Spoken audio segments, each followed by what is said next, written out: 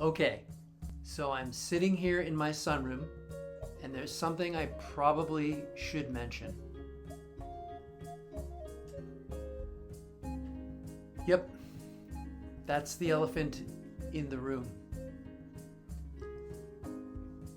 We all know it's there. Nobody wants to bring it up, but I will. The elephant in the room is... I'm recording this video in my pajama bottoms.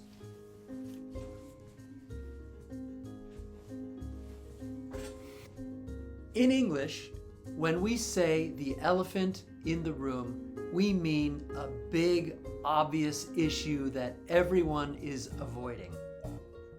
What's the elephant in your room today? Use the idiom in a sentence, or just tell me your most awkward Zoom moment. One idiom, one elephant,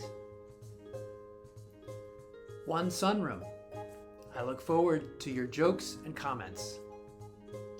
Carry on.